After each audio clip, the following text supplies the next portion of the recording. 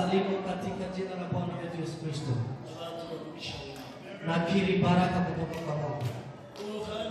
Haleluya. Tuna Mungu kama waimbaji wametoka hivi. Ukaba ni msibaha vya kuririmba. Tuna Mungu wasibali. Tufitimani dahinduka. Yeye ajana.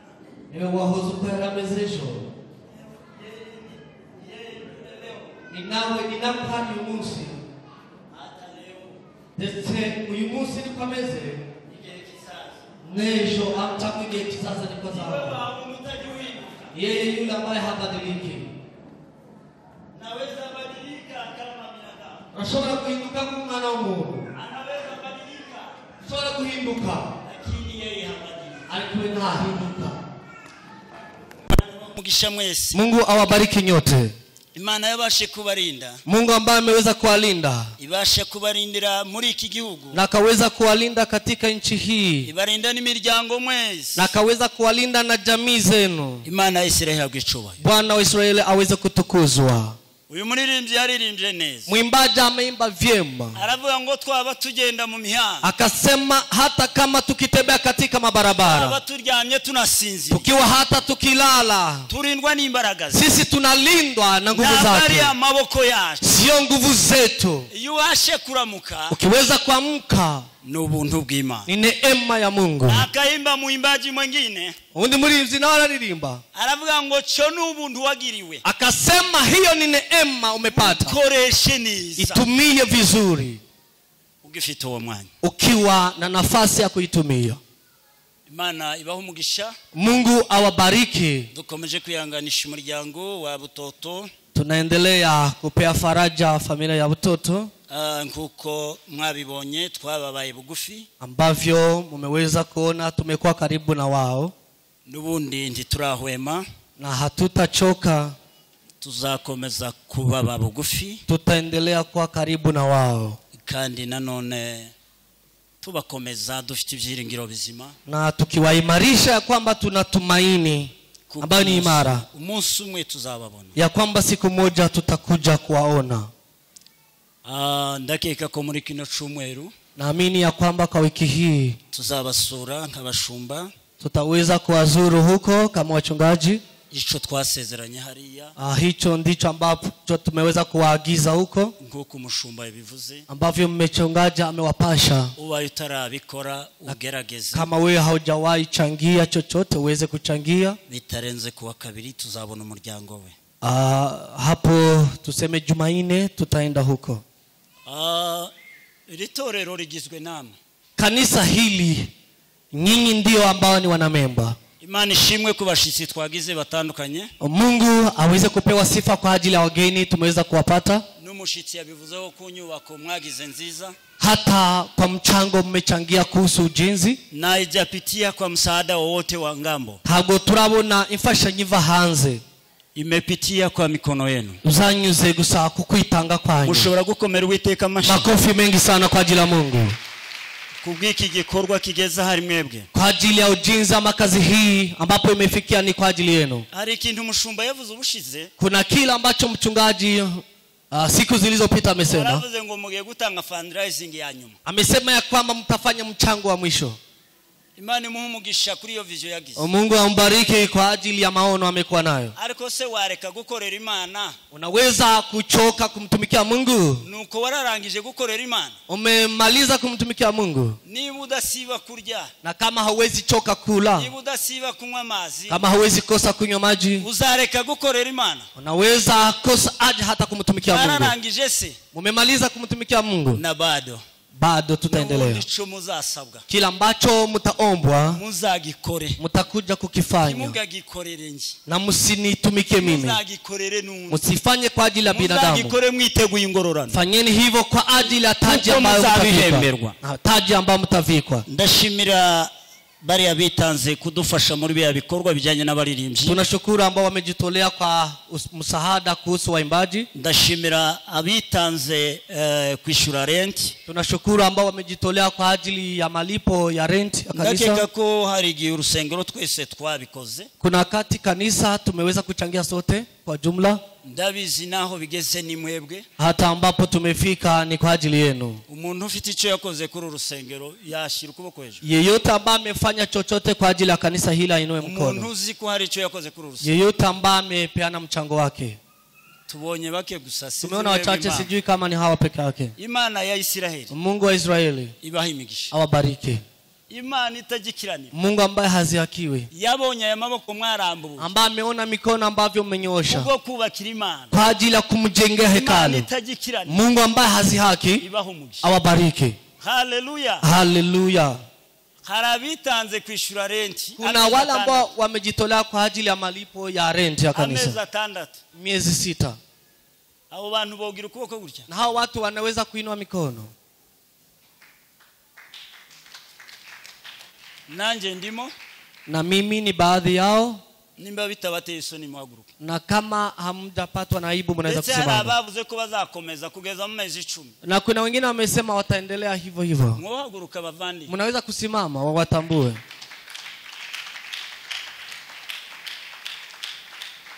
Nabandi badahari nkabamukecuru Resa nabandi ba na wengine kadha wa kadha, kuna wakina Resa na wengineo. Urubuga turubanaho rwo kurwa renti. Tuna ile group ya WhatsApp ambapo tunakutania.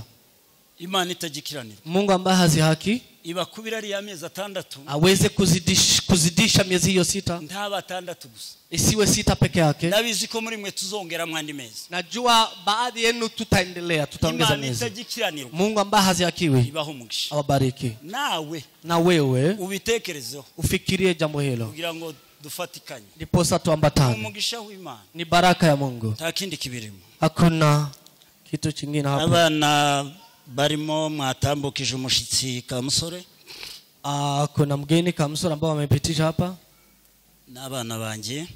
Hao ni watoto wangu. Nari nabivuze ko nanje mbahagurutsa. Na mimi nilikuwa nimekusudia kuwasimamisha. Iwe na madamu bazanye nabo. Yeye na mke wake wamekuja wakiwa wameambatana. Nakoya n'umugore baraha.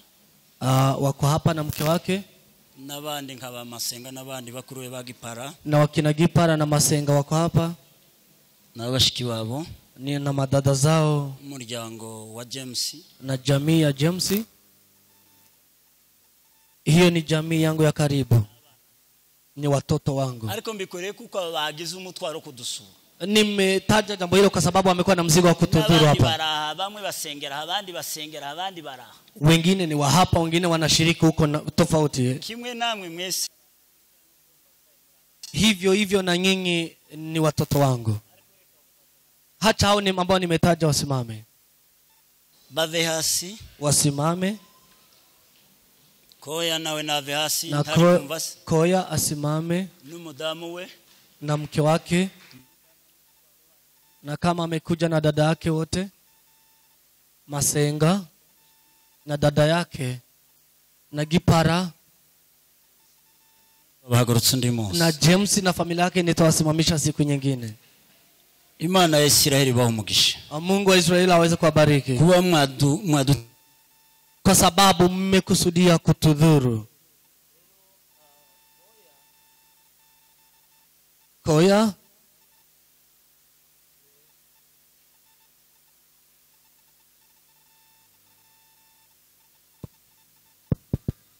wenda baze kwicara. Imana bahumugisha. Wanaweza kuketi. Mungu awabariki. Yeye asanzwe asengera hano ari nk'umushitsi. Yeye kawaida ni mshirika wa kanisa. Asengera kwa Angela. Narivuze ko asengera hano nk'umushitsi. Nimesema kwamba anashika hapa kama mgeni. Ariko hari umunsi umwe azatubwira makuru. Kuna wakati mwingine atatupasha habari. Rero Imana ibahumugisha kubana natwe. Mungu awabariki kwa pamoja nasi. Murakoze cyane. Tugiye kwinjira mu ijambo ry'Imana. Asanteni na tuingie kwenye neno. Turavuga ijambo umwanya mutoya. Tutazungumza neno kwa muda mfupi kuko hari ibintu byinshi n'ubundi bikorwa, kwa sababu kuna ratiba nyingi ambazo zitafanyika bitewe na gahunda y'ubushize twari dufite ifunguro. Kwa sababu ya ratiba ambayo ni ya juzi tulikuwa na meza ya Bwana, turarisubika bitewe n'ikiriyo twari dufite, tukaweza kuiahirisha kwa sababu ya msiba ambao tumepatwa nao. Turisubika kuri uyu munsi, tukaiahirisha kwa siku ya leo. ndetse abari bafite abana babarikwa bituma babazana umunsi kuko batakurikiye na ambao walikuwa na watoto wa kuweza kubarikiwa wakaweza kuwaleta tukawabariki. Ndakeka ko uyu munsi ntabo twabonye raporo yabo. Naamini siku ya leo hatujapata ripoti yao.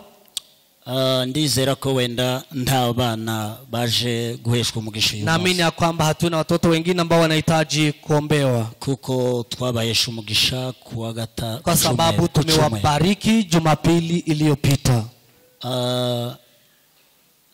Hari umushitsi mshiki wacu Ana, kuna mgeni dada yetu Ana kuva Bugande ambaye ametoka Uganda. Agize ngo ibyumweru nka 2 asengerano cyangwa 3. Amekuwa na wiki kama 2 ama 3 akishiriki nasi. Nave hasi.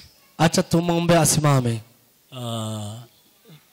Ni mushiki wacu. Yeye ni dada yetu. Ni umubyeyi wa Patrick. Ni mzazi wa kina Patrick. Ni we nyirabukwe. Imana iguhe umugisha. Yeye ndiye mama mkwe mama mother in law. Reka dusome ijambo ry'Imana. Acha tusome neno la Mungu. Tuze kuja mu ifunguro n'ubundi gera. Ndiposa tuingie katika meza ya Bwana. Nguko biteganijwe ambavyo imeweka kwa mpango. Ngira ngo mwumvise n'ikindi gitaramo kiri bube hano nyuma saa 6. Na mmetangazia kwamba tuna ibada nyingine ambayo ni ya jioni. Rero twihuta tukiharakisha. Reka dusome ibyanditswe byera. Tusome andiko takatifu. Umusomyi mwiza sinzi ko hari abo bahaye microphone.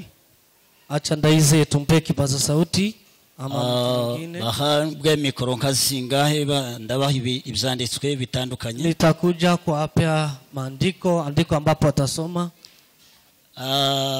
Abekorinto ba kabiri. Wakorinto wa kwanza. Abekorinto ba kabiri. Wa pili Wakorinto wa pili. Urwandiko rwa kabiri Paulo yandikiye Abekorinto. Wa pili wa Paulo kwa Wakorinto. Ibice 6 umurongo wa 3 n'uwa 4. Mlango wake wa 6 yake ya 3 na hadi ya 4. Ni kama jana kuna watu nimesomea tulikuwa nao hapa tumesoma hiyo mstari. Turahejo harabo nasome ikigice uyu murongo. Akirimo hategura ushinzwe kiriya cumba kihariya 6:3 hadi 4. Ushinzwe kiriya cumba ari abashumba cyangwa se ari abashinzwe icumba bazareba uko bahakora.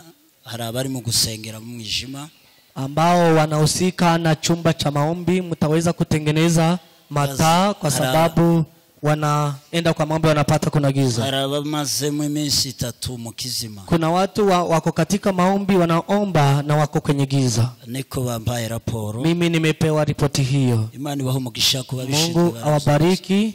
Dusome mu izina rya Yesu. Acha tusome katika jina la Yesu. Tiyakagira igisitaza dushira mu nzira y'umuntu wese. Uyu ni Paulo wavugaga ya makuru ndiyakagire nditukagire. Subiramo uwo murongo. Titukagira igisitaza dushira mu nzira y'umuntu wese. Nditukagira igisitaza dushira mu nzira y'umuntu wese. Kugira ngo umurimo wacu utagira umugayo. Umurimo wacu utagira umugayo. Ahubwo ku kintu cyose twiha agaciro nk'abakozi b'Imana.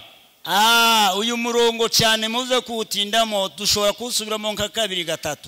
Ahubwo ku kintu cyose twiha agaciro nk'abakozi b'Imana bagabura ibyayo. Twihangana cyane mu makuba.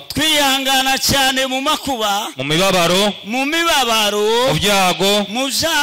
Mu biboko. Mu nzu y'imbohe. Mu midugararo. No mu mihati. Tuba maso. Twirirwa ubusa. Dufite umutima uboneye. Dufite n'ubwenge. Tutarambirwa. Tugira neza. Dufite umwuka wera. Dufite n'urukundo rutaryarya. Reka twongere ikindi cyanditswe. We put no stumbling block in anyone's path, so that our ministries will not be discredited. Rather, as a servant of God, we command ourselves in every way, in a great endurance, in a trouble, in hardship, in distress, in beatings, in imprisonment, in riot, in dark work, in sleepless night, and hunger. Timotheo wa mbere urwandiko rwa mbere Paulo yandikiye Timotheo. Waraka wa Paulo kwa Timotheo wa kwanza ni igice cya 4:6. Mlango wa 4 haya ya 6. Turageza kuwa 8 dusimbuka wa 11 wa 12. Hadi wa 8 na turuke wa 14. Niwibutsa bene data ibyo uzabubaye umugabura mwiza w'ibya Kristo. Uzabubaye umugabura mwiza w'ibya Kristo. Utunzwe n'amagambo yo kwizera. Utunzwe n'amagambo yo kwizera. N'inyigisho nziza wakurikije. N'inyigisho nziza wakurikije. Ariko migani itari y'Imana ni y'abakecuru. Ariko iriya migani itari y'Imana ni y'abakecuru. Ntukayemere. Ahubwo witoze kubaha Imana. Ahubwo mubibaho witoze kubaha Imana. Kuko kwitoza k'umubiri. Kuko kwitoza k'umubiri. Kugira umumaro kuri bike. Udufitiye umumaro muri bike. Naho kubaha Imana kukagira umumaro kuri byose. Naho kubaha Imana kugira umumaro muri byose. Kuko gufite isezerano ry'ubugingo bwa none n'ubuzaza nabwo. Kuko gufite isezerano ry'ubugingo bwa none n'ubuzaza nabwo. 11. Uje utegeka ibyo kandi ubyigishe. Uje utegeka ibyo kandi ubyigishe. Amen. 12. Ntihakagire uhinyura ubusore bwawe. Akamwambia Paulo Timotheo, aramubwira ngo ndihakagire uzahinyura ubusore bwawe. Ahubwo ubicitegerezo cy'abizera kubyo uvuga. Ahubwo mwana wanje ubicitegerezo cy'abizera kubyo uvuga. No ku ngeso zawe. No ku ngeso zawe. No ku rukundo. No ku rukundo. No kwizera. No kwizera. No ku mutima uboneye. No ku mutima uboneye. Amen.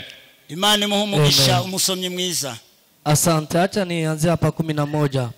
Command and teach these things. Don't let anyone look down on you because you are young, but let an example for the believers in speech, in life, in faith, and in purity. Amen. Imana imuhumugisha nzirimo nawe. Asante.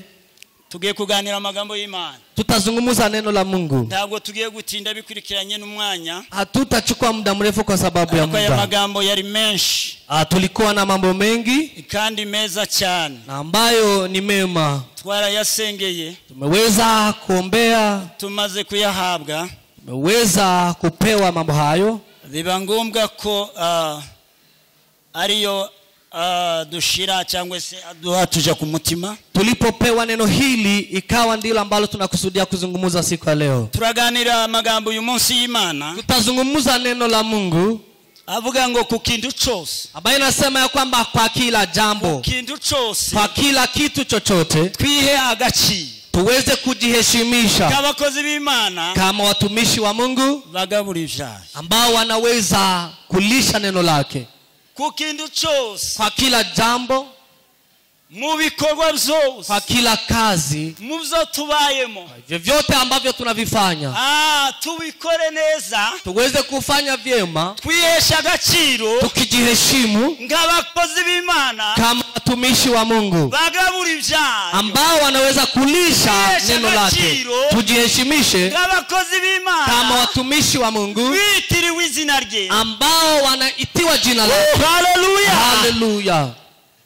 Nanone Paulo yandikira abikorinto alipokuwa akiandika wa Korinto cya 6 ni mlango wake wa 6 murongo wa 12 haya yake ya 12 aravuga ngo zose akasema kwamba vyote mnavikubaliwa ariko ibingirira akamaro bali ambavyo vina manufaa si byose sio vyote vyote ndavyemerewe naruhusiwa ariko ibingirira akamaro bali ambavyo vina manufaa kwangu ni bike ni vichache sababu mimi mukristo wala konje mukristo yaravyanditse muririmbyi ameandika muimbaji aravuga ngo nzahora ndiwe akasema nitaendelea ibintu zose kuwa kama yeka kila siku ngeze kugufa hadi siku zangu za mwisho. Nima zose mzemerewe na kama vyote naruhusiwa ariko siku zose bali vyote bingirira umumaro havina maana kama manufaa. Kama Mkristo uzuo ndiwe ambaye anajua siku zose bingirira umumaro anwani yake ya kwamba vyote havina manufaa. Mkristo nabyiringiro Mkristo natumaini bageze hariya muri ya soko y'imbura mumaro walipofika kwenye soko ambayo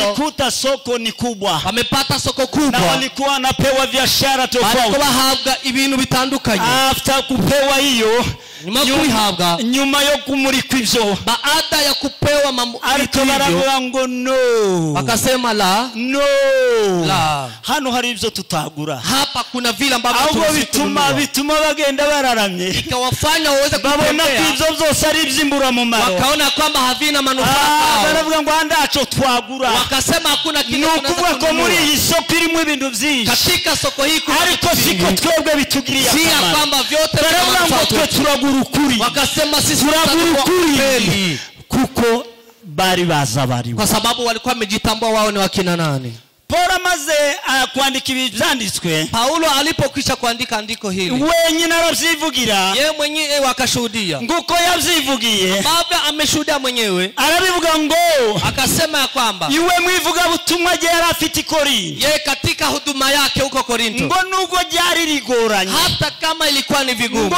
ryari bibagoye muri ico gihe ilikuwa ni vigumu kwa nyakati hizo. Biblia yambwiye Biblia imesema ubisomye neza hariya mu Korinto gice cha 15 ukisoma wa Korinto mlango wako wa 15 murongo wa 8 hayake ya 8 aravuga ngo mubagire ubuntu nanje barimo ambao wamepata neema mimi ni baadhi yao ngo njewe ndetse akasema hata mimi sinagiriwe n'umugisha sitapata baraka peke yake n'umuntu ngo kubana n'intumwa hata neema ya kukaa pamoja na mitume simbarirwa muri za ntumwa zagendanye na Yesu akasema hata mimi sisamiki kwa mitume njewe mbarwa nk'umwana w'icenda akasema mimi ni kama mzaliwa wa 9 umwana w'icenda bisobanura iki mtoto wa 9 anamaanisha nini akagereranwa ngaho yavutse adashitse inalinganisha ni kana kwamba amekuwa ni premature mtoto ambaye amezaliwa akiwa hajafikisha wakati wa kuzaliwa. Gitondo kimwe ilipofika asubuhi moja nuru ya Bwana ikamwangukia mcho w'Imana uramtungura alikuwa anaenda Damasco yaragiye Damasco kandi yarari muri mission alikuwa katika huduma yatumwe kutoteza ubwoko bw'Imana alikuwa ametuma kwenda kuwashutumu watumishi wa Mungu. Ubikeneye neza mu byakozwe n'intumwa igice cya 9 Matendo ya Mitume 9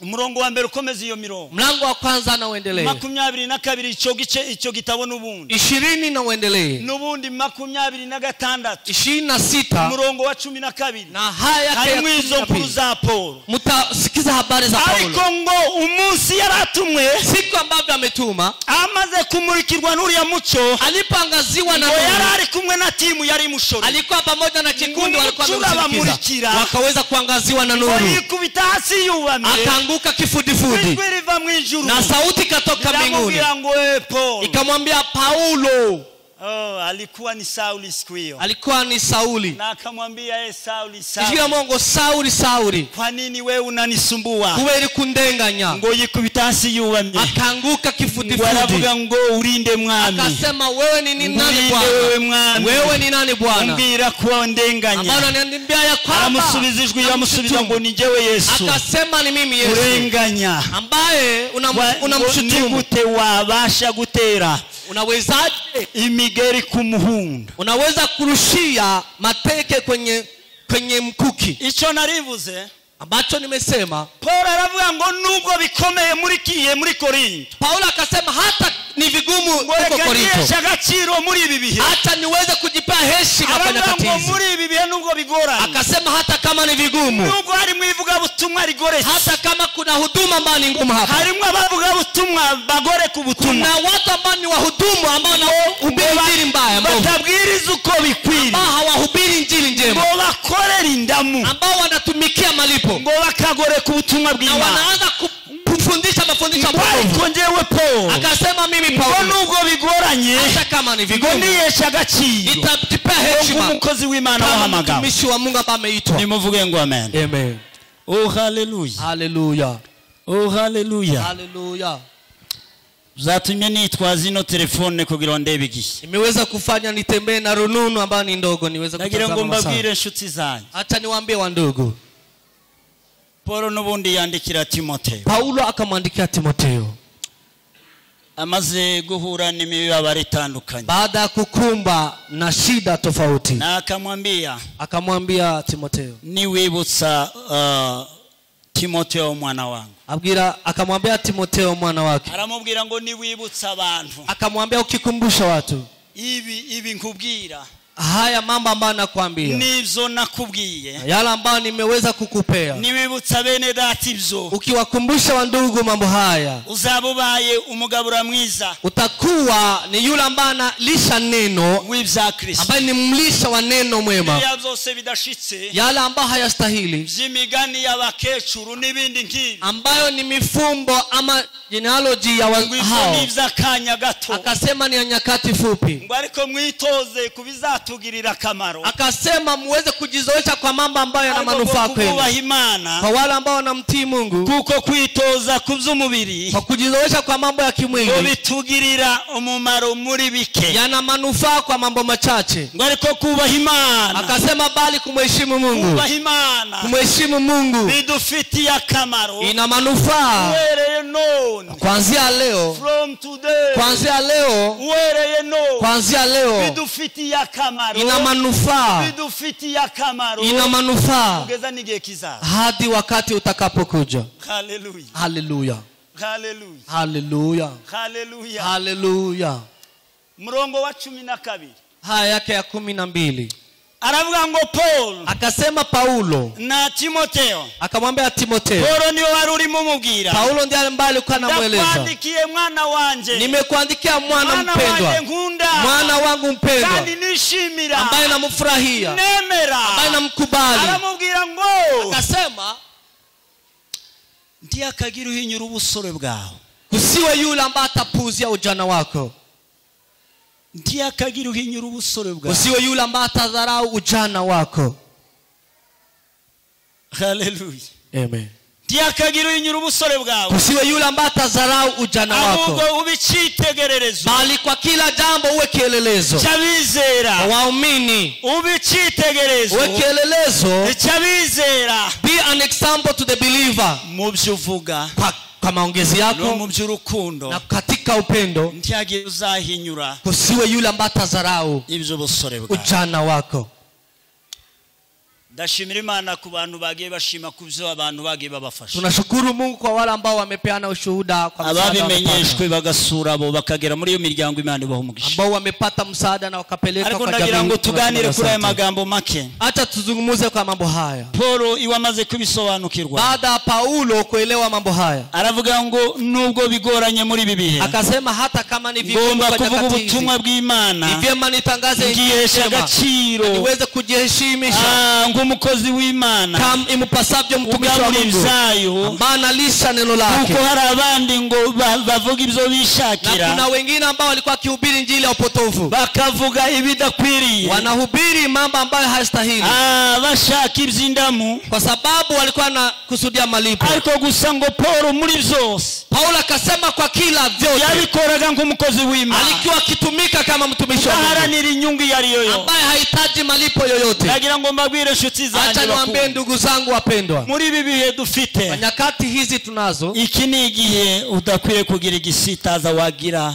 washira imbere ya mugenzi wawe. Huu ni wakati ambao hafai kuweka kikwazo mbele yako, kugira ngo ubutumwa bwawe, ili huduma makazi yako, bashobora kugira ngo ubutumwa nuko ari twe dufite kipaza sauti ngabashumba hano. Acha niwaambie hata kama sisi wachungaji ndio tunakipaza sauti, na hata nanyi waimbaji, namwe abaririmbyi, namwe abamama muturirimbira, na wamama, na ufite igikorwa runaka, na kazi fulani, yewe na kila gikorwa cyawe cy'ubucuruzi, na hata kazi yako ya biashara, zawe zose, mungendo zawe zose, katika safari unazifanya, muri zanzira zawe zose, katika njia zako zote, mureke twiyesha agaciro nk'abakozi b'Imana. Acha tuweze kujiheshimisha kama watumishi wa Mungu. Murabona umuntu ataravuga, amjaona mtu kabla hajaongea, ntimurabona umuntu mbere ukavuga, bivuga ko abantu bamenye uwari we, inamaanisha watu wanajua mtu akisha kutamka izari byo byose, na wanasema iwezekanavyo huyu ngo n'ingendo yiwe, hata kutembea kwake, n'imvugo yiwe, hata msemo yake, n'ibikorwa byiwe, hata kazi zake, birangu wari we, inadhihirisha yule aliye, birangu wari we, inadhihirisha yule aliye, birangu mwana w'Imana, inadhihirisha mwana wa Mungu. Hari ibintu abantu bazabitiranya, kuna vitu watu wanatofautisha, bakagira ngo kwambara mahuza mezuku, wanafikiria kuvaa mavazi ambayo bakagira ngo nibasokoze ukuntu wanafikia wakijichanua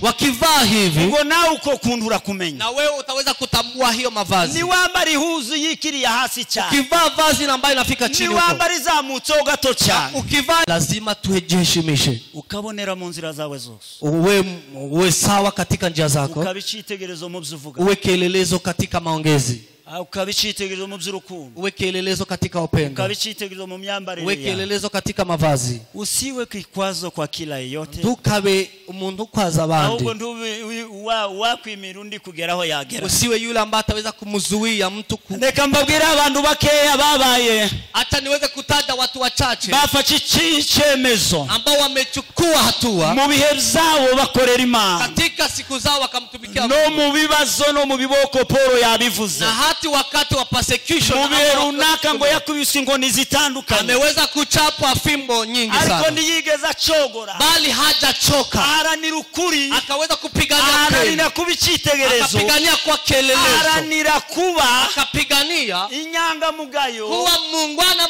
mwaminifu aba umwize akawa mwaminifu yihesha agaciro akaweza kujiheshimisha kwa nyakati zake abakozi b'Imana batandukanye watumishi wa Mungu tofauti Danieli na timu ye bari kumwe Daniel na kikundi ambacho walikuwa pamoja bari impunzi nkama walikuwa pia ni wakimbizi bari barajanywe mateka walikuwa ugenini baji Babuloni walikuwa huko Babiloni bageze ku mipaka y'igihugu walipofika kwenye mpaka nchi bajanywe walipokuwa wamechukuliwa mateka baragambirira usomye igice cha mbere wakakusudia cha Danieli ukisoma katika kitabu cha Danieli Danieli na bagenzi be ngo bagambirira Danieli na mandugu zake wakakusudia yandurisha ibiryo by'ubwami kutokula chakula cha ikuluni baravuga nguko bimeze kose wakasema ambavyo tutawezesha tuna Mungu kama wao waimbaji wamesema wakasema iwezekanavyo kuna Mungu uko bimeze zote iwezekanavyo kuna Mungu uko bimeze kose bila ilivyo tufite Imana ishobora byose kuna Mungu ambaye anaweza yasha kuturinda anastahili kuturinda nubwo tugiye mu gihugu cy'ugisha hata kama tumeenda katika baragambirira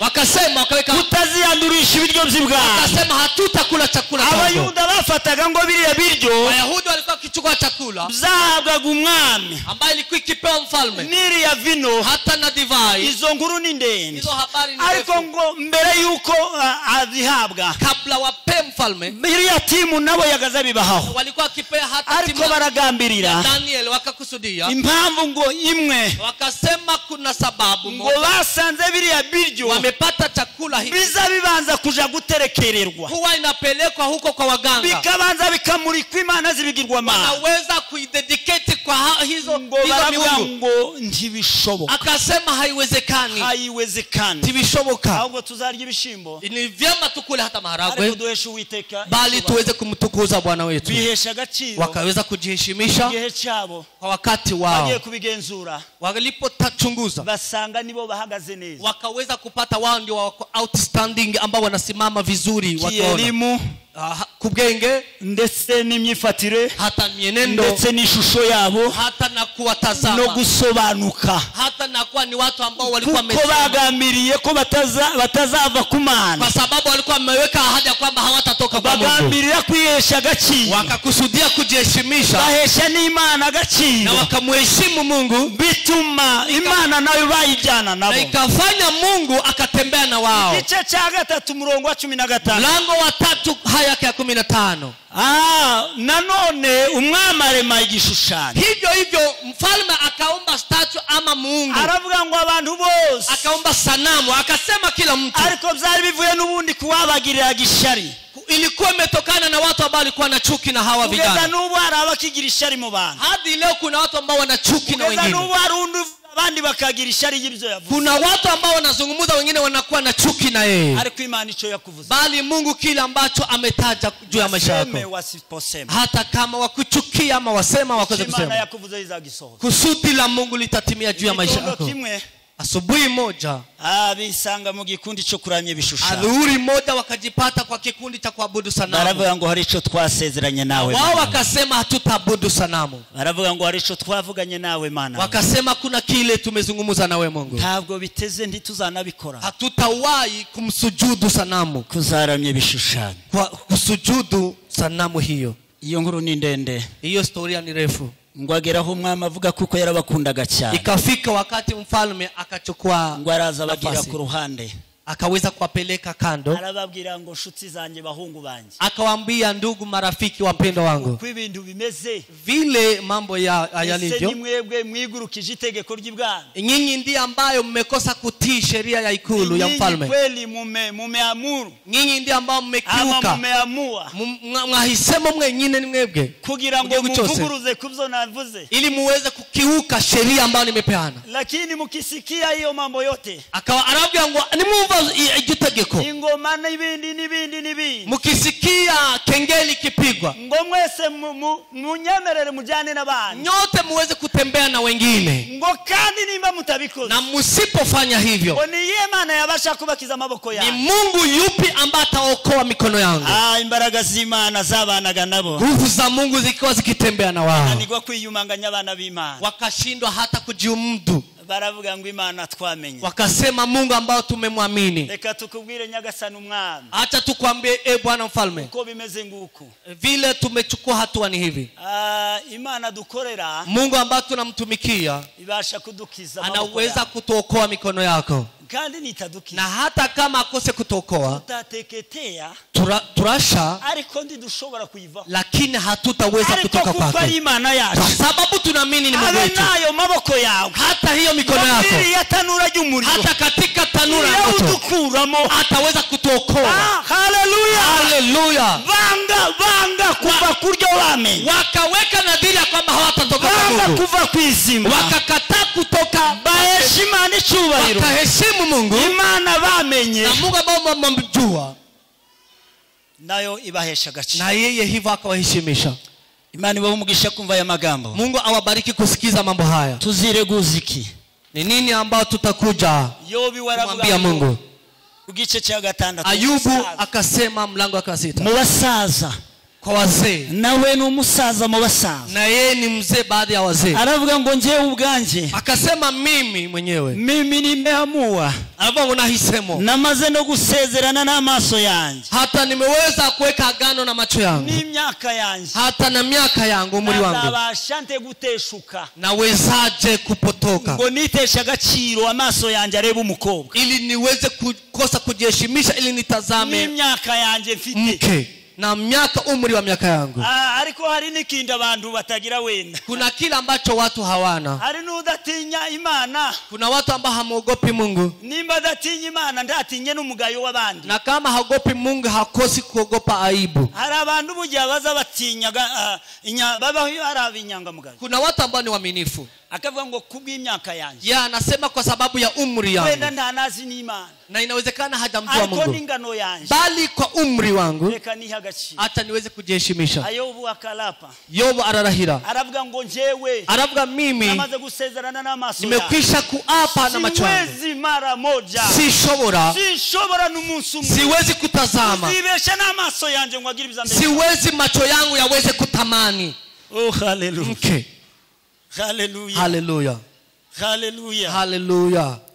Tugana ku musozo, tukifika kwa tamati, ni byinshi twari kuvuga, ni mengi tunaweza kuzungumza, ariko ibi byanditswe ni ngaho tubisize, nikana kwamba tumeweza kukatisha andiko hili. Umunsi Esther yarari mu bakobwa basezeranaga hariya bari bamuritswe gutsimbura umwamikazi. Wakati Esther alikuwa baadhi ya wasichana ambao wamengeletwa kwa mfalme,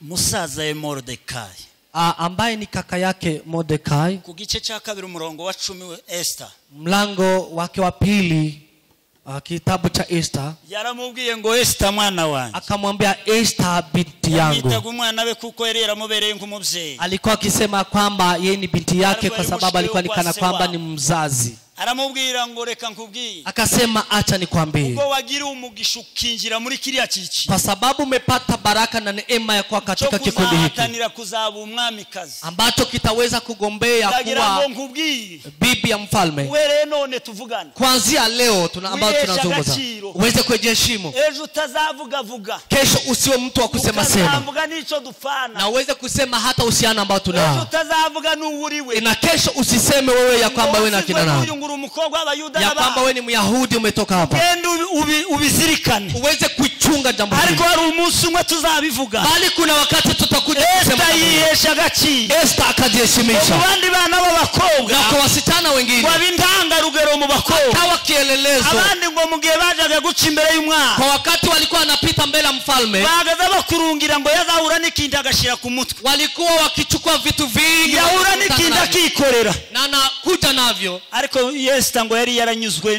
n'ibyo yahabwa bali Esther alikuwa ametosheka na vile ambavyo alikuwa amepewa ngo yari yaranyuzwe n'ibyo yahabwa alikuwa ametosheka na vile ambavyo alikuwa navyo ariko hari igihe ugenda kuna wakati mwingine ukitembea ndabizi hari abantu bamwe twasanze muri iki gihugu najua kuna watu wengi tumepata kwa nchi hii kubera iby'umutekano wabo kwa sababu ya usalama wao ntabwo avuga ururimi rwe mu muhanda yeye hazungumzi lugha yake akiwa kwa barabara habe no mu modoka ndiyo ruvuga akiwa hata kwa gari hawezi kuongea lugha yake ugasanga aragiye unapata asubira kuvuga ururimi rwe yageze muwe anaongea lugha yake akiwa amefika kwa nyumba ariko twebwe bali sisi cyangwa umuntu runaka ama mtu fulani ari igihe ugera no mu modoka kuna wakati ukifika kwa mat akabiriho wamuhamagarira yeye unapiga simu amakuru y'itombwe iwacu unauliza habari za huko nyumbani amakuru yo mu bibogobo habari za huko Bubembe kandi gakuri ryajwi rimeze gute na kwa sauti gani ariko Esther lakini Esther azirikana ibyo yabwiye akaweza kuzingatia maagizo ambayo amepewa. Shuti zanje bavandimwe Ndugu wapendwa bakorera umwana ambao mnamtumikia Mungu kukindu cyose twihagaciye kwa kila jambo tukiheshimu kama watumishi wa Mungu bagabura ibyaye ambao wanaweza kulisha neno lake abakozi b'Imana watumishi wa Mungu bagabura ibyaye ambao wanalisha neno lake ariko vuga inkuru zitandukanye tungeongea habari nyingi Yosefu wa munsi ageze kwa Potifa Yusufu alipofika kwa Potifa ngwico yerekezaga amaboko cyose kwa kila jambo alikuwa akifanya ngo cyahabwaga umugisha kilikuwa kikibarikiwa kuko yazirikana Imana kwa sababu alikuwa amezingatia ahagano amepewa na Mungu alikuwa amezingatia kile ambacho amepewa na Mungu kitondo kimwe nyirabusha adhuri moja asubuhi moja aramuvamia bwana wake akaweza kumkujia nyirabusha aramuvamia bwana wake akakuja kwake ariko uriya mwana aravivuga ngo na huyo kijana akasema Yosefu aravuga ngo hari Imana namenye Yusufu yeye akasema kuna Mungu ambaye nimemtambua nimemjua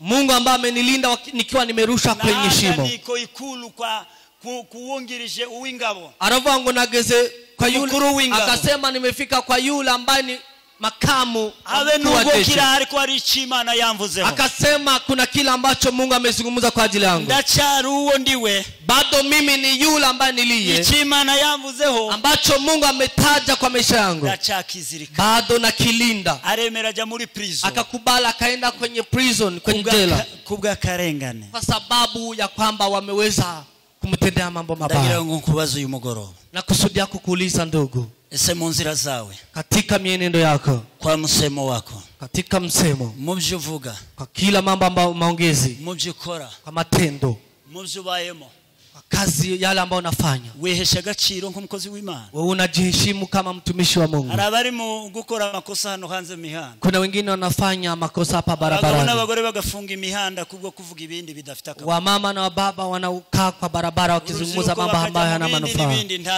wanalika wanaenda kwa mambo ambayo hayastahili turi inzandiko zisomwa n'abantu sisi ni barua ambazo zinasomwa na kila yeyote bakundwa turi kwiherezo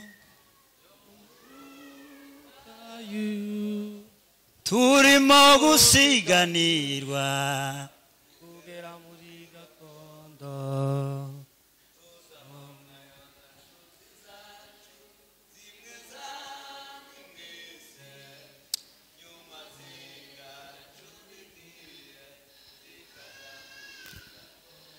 Oheza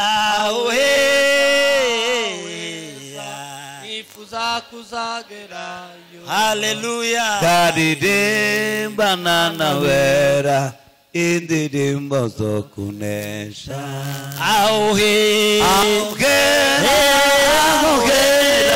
nifuza kuzagerayo haleluya karidimba nanawera indirimbo zo kunesha nimumve turimo kujya mu ijuru sikiza tuko njiani tukienda mbinguni bitebuke bitinde iweze kuja umunsi umwe w'ibirori mapema ama ikae, umunsi umwe w'ibirori, siku moja umunsi umwe tuzahimbaza, tutakuwa na karamu huko mbinguni, umunsi umwe tuzirirwa muri iyi si, moja tutashinda hapa duniani, ariko turita hejuru, bali tuweze kwenda huko mbinguni, siku moja ambayo ni ya karamu. Oh, haleluya, haleluya.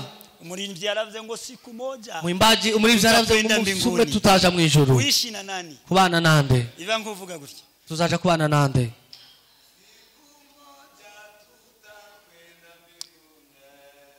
Kuishi milele na Bwana. Siku moja tutakwenda mbinguni. Haleluya. Kuishi milele na Bwana. Makao haleluya milele. Makao mazuri ya ajabu. Tutafurahia, tutashangilia, kuishi milele na Bwana. Ni wanani watakwenda mbinguni? Haleluya. Ni wale waliokolewa. Ni wanani watakwenda mbinguni? Ni wale nimwumve, sikizeni, mwijuru hazajya bihesha agaciro, mbinguni kutaenda wale ambao wanajiheshimu, mwijuru hazajya bihesha agaciro, mbinguni kutafika wale ambao imani yao wameheshimu katika imani, na wale ambao wameweza kujiheshimu na kumheshimisha Bwana, na bubahisha Imana, ambao wanaweza kumheshimu Mungu. Daniel arabivuga mu gice cha 10, Daniel akasema kwa mlango wake wa 10 na kimwe 11, aravuga ngo, akasema abazi Imana yabo, ambao wanajua Mungu wao, bazakomera, wataendelea kuimarika, kandi ngo bakora iby'ubutwari, na watafanya mambo ya ushujaa. Umunsi umwe, siku moja, abihesha agaciro, ambao wanajiheshimu, bazaraga ubwami bw'Imana, wataweza kurithi ufalme wa mbingu. Nagira ngo mbifurize, acha niwatakie bavandimwe y'isi turimo kuinyuramo, wandugu, huu ulimwengu tunaishi, twubahe Imana, tuweze kumtii Mungu, twiyubahisha ubwacu, na tuweze kujiheshimu wenyewe, twubahe Imana ubwayo, na tuheshimu Mungu, tube n'inyangamugayo, na tuwe watu waaminifu. No muri ino mihana ya Kenya, katika hizi barabara za hapa Kenya, twoye kugira ibisitaza twashira imbere ya, tusiweke vikwazo mbele ya watu. Nimba wagize amafaranga uyu munsi, na kama leo umepata pesa, jina la Bwana liinuliwe, jina la Imana lihabwe chubahiro. Nimba wagize amafaranga uyu munsi, kama umepata pesa siku Imana leo, iguhumugisha kuko wayatunze, Mungu akubariki kwa sababu umepata pesa, bali isiwe ni kikwazo. Nimba wabaye n'umukene uyu munsi, kama umekuwa maskini leo, hivyo hivyo ustahimili katika circumstance yote unaishi, heshimana agaciro, uweze kumheshimu Mungu, umheshimu na ujiheshimu, ni Imana ibona hinyura, na Mungu aweze kuvuga ngo ivyari byo kutumia. Useme iwezekanavyo, kijana yangu, musichana wangu, ivuge ngo mukobwa wanje, musore wanje, mama, aba mama ameniheshimisha, uvuge ngo wabashe kunyubaha, nanje ntabwo na mimi sitamwacha. Mwakira ijambo ry'Imana, pokeni neno la Mungu. Reka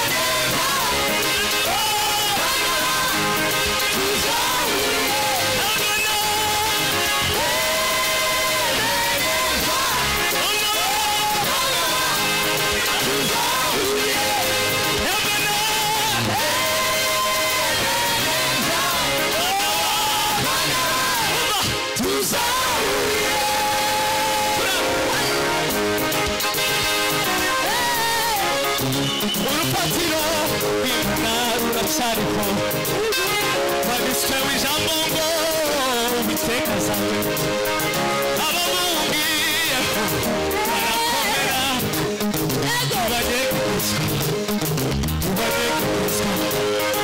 urufatiro rw'Imana ruracyariho wanditswe w'ijambo ngo abamubwiye